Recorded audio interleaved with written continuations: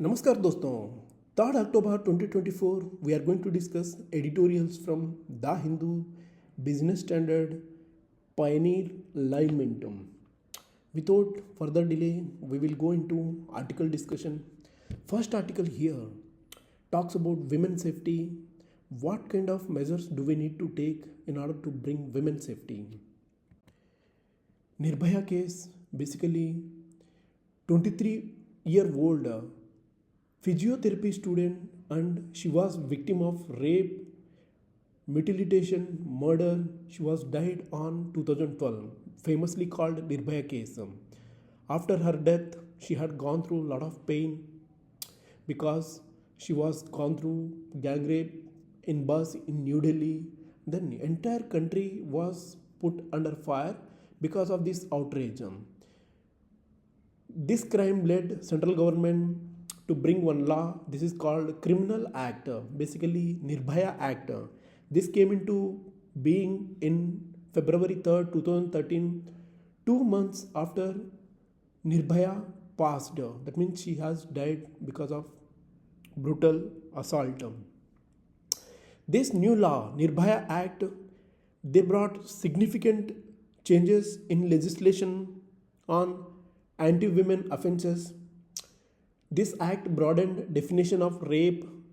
This expanded forced penalization to even penetration, like those who attacks in basically the ambit of rape they have expanded. Even the act increased age of consent to 18 years, and even it protracted the period of imprisonment, even introduced possibility of capital punishment, that means death penalty if it is sexual transgression that leads to death. After 12 years later, in August 9, Abhaya, basically a postgraduate trainee doctor, RG Kar Medical Hospital in Kolkata, she was found raped and murdered with extreme violence. What mistake she had done? She was postgraduate trainee doctor. She was working in the hospital and then she was doing the shift, but she couldn't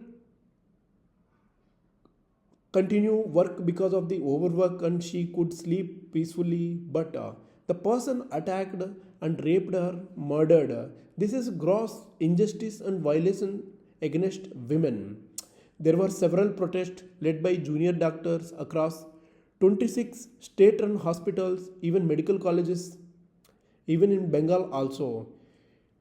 Now the issue has been potential in Kolkata, even in India also. This had put state government on the back foot, even invited sumoto censure from Supreme Court. Supreme Court took case on its own and then they interrogated him. Less than a month after Abhaya's murder, West Bengal government, basically led by Mamata Banerjee, they came up with act, and then they passed Aparajita Women and Child Bill, basically West Bengal Criminal Laws Amendment Bill, that surprised even opposition benches also. This Nirbhaya Act did not begin as an act of parliament. It was given as an ordinance by the then President Pranab Mukherjee. This Aparajita Bill, this also needs presidential assent in order to be put into place and then the bill to become act. If you understand both these act and bills, the signature requires both earlier law, this proposed new one. They neither went through necessary filter of debated threadbare in the legislature. Basically, what author trying to say is, whenever issue happens, this state government comes, they propose a law, and then after few years, people will forget, and state government will also forget. This is not the case. Suppose we need to impose morality and value-based education system. First thing, we need to ban Bollywood. Basically, Bollywood, those movies that are extremely exposing, those movies which exposes and brings women's safety into danger area. Central board film certification, they have to take care of them. They have to take care of all these things because they are not reflecting our culture. Even cinema field also they need to understand because they are reflecting our culture. they need to put up. These are some of the measures that can be brought in. Even if you see Nirbhaya Act, this is receiving a lot of anger from several people. Even this Aparjita bill also, this managed and magnetized widespread criticism, not from the general public but from legal people also, because there are several legal issues that has been become point of political judgment because they are just populist, not muellerist. Basically they haven't considered what kind of issues need to be tackled. Basically root cause analysis they haven't done, separated by more than decade of increasing numbers, even brutality of sexual assaults on women. The criticism of these both law, they are like products of the same template. You just change the something here and there and you bring the new law.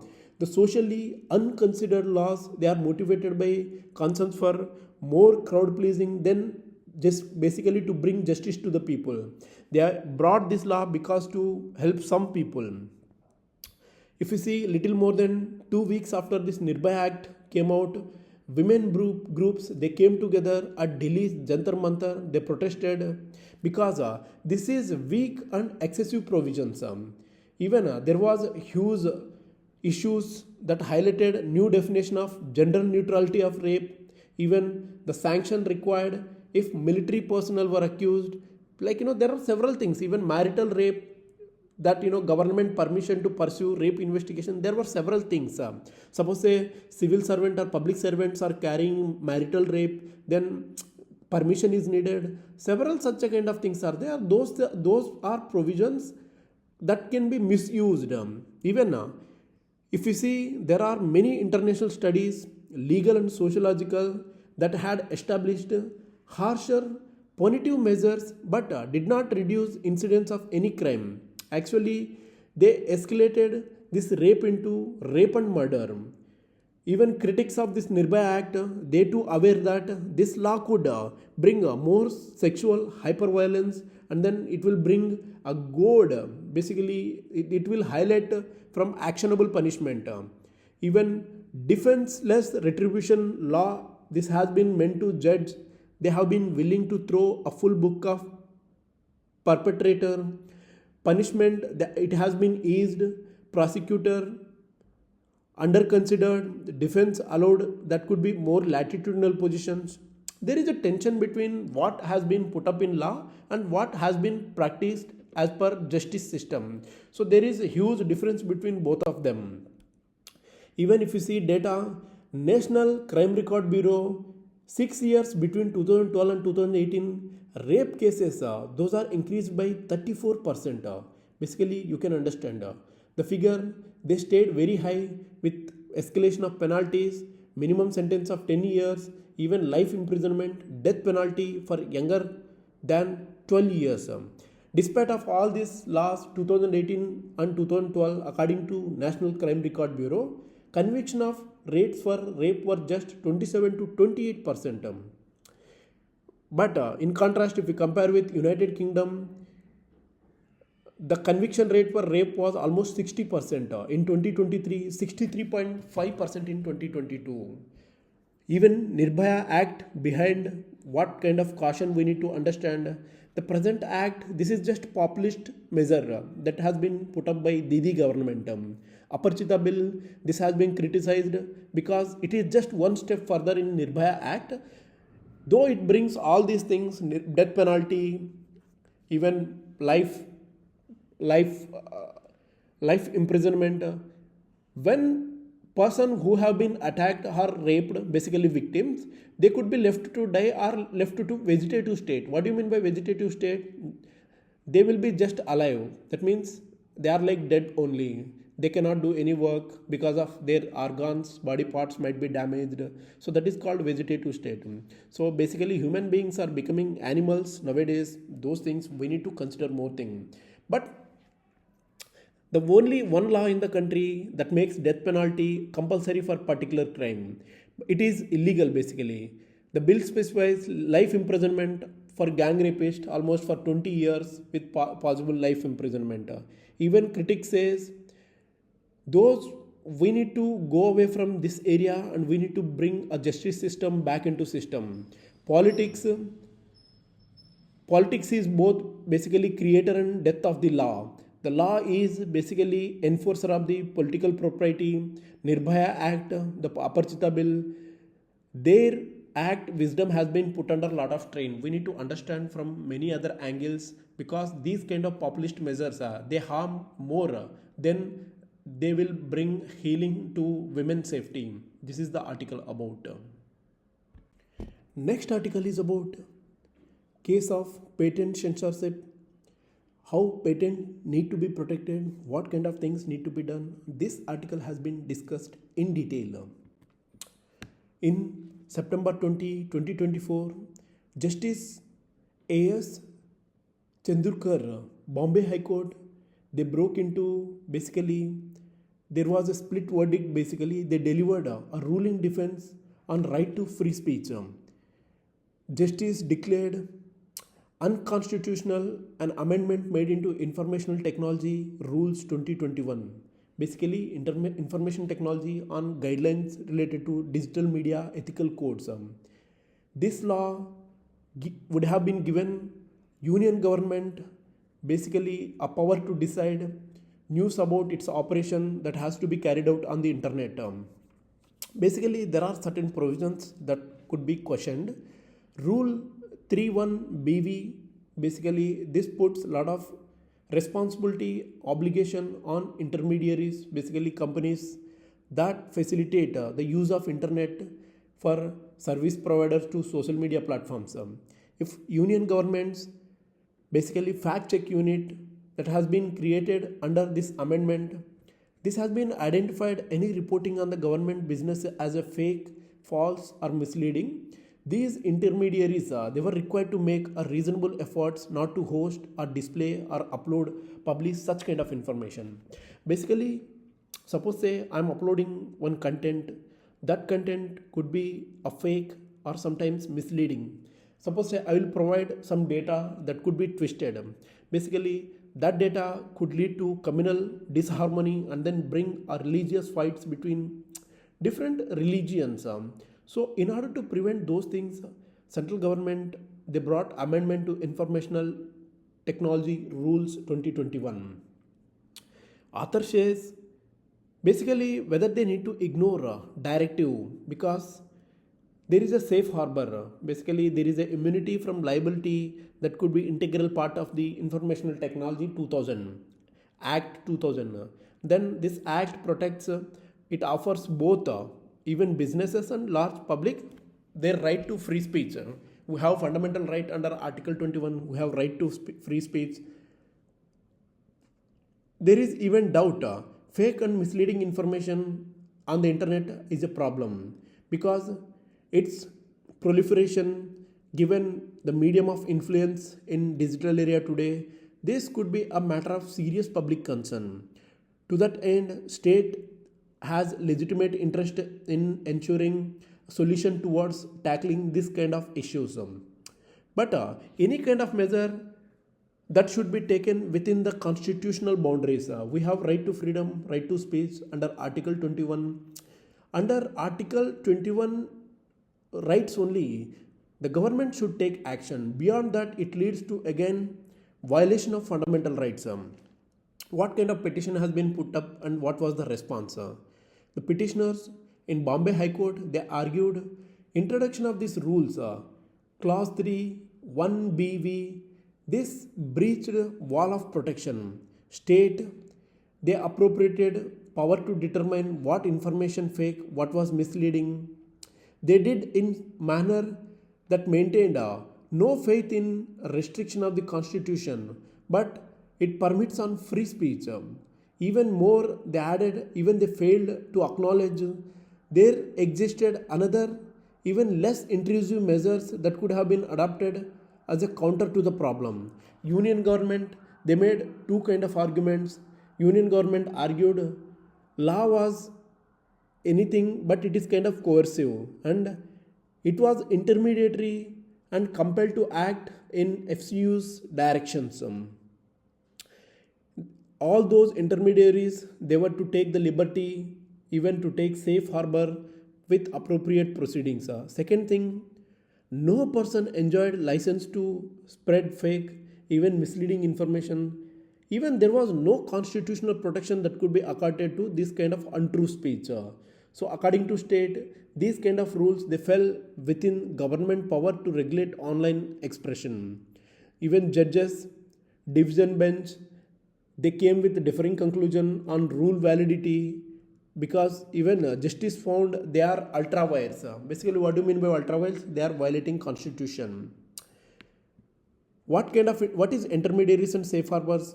Section 79 of the Information Technology Act, since it came into being, this contained exemptions, basically releasing intermediaries from liability for any third party information. They are discharged due to diligence in observing their duties under the law. Basically, those who are releasing any kind of news articles or anything as an intermediary, they should be observing by staying within this law. This kind of safe harbor, this would be lost the actual knowledge what they are imparting and then what they want to convey. If government takes control over, if they want to decide what is lawful, what is unlawful also. The logic is simple. There are certain entities, Facebook, X, basically former Twitter, WhatsApp, they meet responsibilities because they are the traditional publishers. They put lot of data. Sometimes they can be blocked because they are the source of providing such a kind of information. After all, these platforms, they transmitted material. They did not themselves work as a writers or producers of that content. Basically, who faces the liability? Who was the person behind this and who puts all the information? So that is basically not working and that is very lacking in here. The basic foundation reason for this harbor immunity, this worked parallelly in promoting free speech on the internet. These intermediaries, they do not have any direct interest in the information that have been put up by users on the platforms. Basically, intermediaries, Facebook, Instagram, even Google, they even give away external pressure and their right to free expression is also at stake. Even rule 31BV, they were at FCU to write intermediary pointing some information about central government because it was fake and even their choice has been limited. Free speech, if you see, it depends on number of requirements. Free speech exercise can be hampered. There are many things, person access to resources, economic, social conditions, even equations of power and authority also. What is the free speech and restriction? Free speech, this has been built on any doctrine. Basically, it is related to fundamental to our constitution. Article 19 of the constitution, it guarantees right to freedom, right to speech, basically matters related to defamation, public order, friendly relation with foreign states, even security and integrity of India also. Even our guarantee of free speech that is contained under Article 19 subclass 1A, this can be traced from both instrumental and intrinsic values. It uninhibited discussion on ideas, it could lead to better politics also.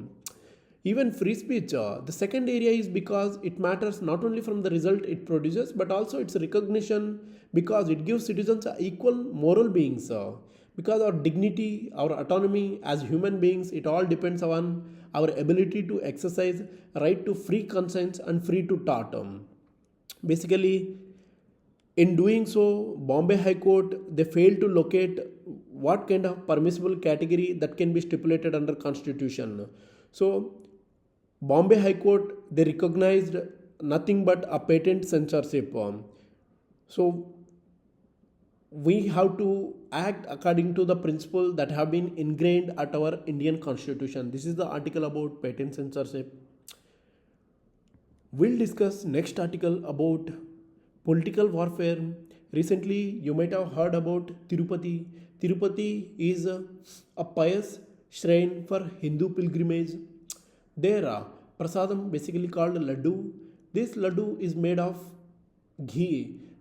Recently, there was a lot of uproar in state of Andhra Pradesh because of this laddu has been mixed with animal fat, which is very bad because we purify our temples and we won't allow any animal dead beings into that particular area. But it is very sad to see such a things are happening. We will discuss this article from pilgrimage point of view. So what kind of, basically Tirupati, if you see, it is one of the largest and most revenue making temple in all over the world. If you can see temple, they have, even if you consider a case study of this temple, this has been very highlighted everywhere. The infrastructure is very good, and then all the facilities have been provided. Devotees from across the India, from north to south and east to west, they come to this temple in order to seek blessing of Lord Venkateshwara. So what kind of political issues have been discussed, we will discuss this article. There was a controversy and suspicion about the laddu. It was sold by Tirumala Tirupati Devasthanam, and it is not ended here. It has even gone further for the past week and even become a political weapon in Andhra Pradesh because of a huge dispute between current ruling party Telugu Desam party and previous party YSRCP by Jagan Mohan Reddy. Even other political parties, they came into being, Congress, BJP, they have taken their own advantage. Some have seen as a religious issue, some have seen as a food quality issue. Spiritual leaders, they claim laddu is a divine food and the contaminated laddu should not be offered to deity. Even there was a political row surrounding the laddu. This highlights delicate balance between politics, religion, food quality and public also. The delicious laddu, they are made with pure ghee with sugar, cardamom, raisins, cashew and gram flour. 14 tons of cow ghee has been used to daily make laddu prasadam in modernized kitchen.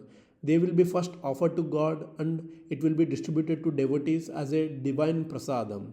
The laddus, they also bring 500 crores annually by selling them to devotees. Mr. Naidu government, they seized laddu controversy even to attack previous government. But I don't think so. Basically, the laddu issue is true. Even the accusation is happening between the political parties. Basically, there were concerns about dalda vanaspati, vegetable fat to ghee. These shipment in the past, they were rejected. So previously they have been brought up, but they were rejected basically. These two groups, different types of tilaks to Venkateshwara forehead. Even top course, they showed like there is a different tilaks. We need to understand very deeply about the issue. There are a good religious practices have been followed in Tirupati. But if we go into more politics, this article more discussed into political area. But this laddu is very, this is hurting sentiment of the lot of Hindus. Those people who goes to temple, they offer almost Tirumala Tirupati Devasthanam temple generates 2 to 5 crores revenue every day. That kind of money it has been generating. Even economy is also blossoming in that area. And then the temple offers money to lot of pilgrimage centers across the state. The temple gives almost 15 lakhs grant in order to construct temple across India, even across several states. Even this laddu has been recognized since Sri Krishna Devaraya, Vijayanagara Samrajya, Vijayanagara kingdom when it was there. Since then it has been identified. Such a pious and such a purified form of prasadam has been diluted because of all these controversies. Basically, one question we need to ask whether the Hindu temple should be made under control of government or should be brought out of it, whether we can manage on our own. The funds they are taking, even there are several temples are there. Ayodhya temple is there. Recently, we have put up Ram Lala in Ayodhya and Puri Jagannath temple. All these temples, they have been mismanaged basically by the local political government. Some people say the previous ruling government, Jagan Mohan Reddy, he comes from Christian community and there was a tradition. The tradition was followed by Sonia Gandhi when she went to Tirumala, and then she had given declaration that she is from Christian community and then she is going to that temple. So the same was not given by Jagan Mohan Reddy. Could be that controversy. And even temple management authority, they were from different religion and then they were put up under the board of Tirumala Tirupati Devasthanam. These issues will point out many of the lacunae in the temple management authority. Sooner or later, we need to decide whether a temple should be put up under government control or should be brought out. So this is the article about. We discussed 3 articles today. Thank you very much for discussion.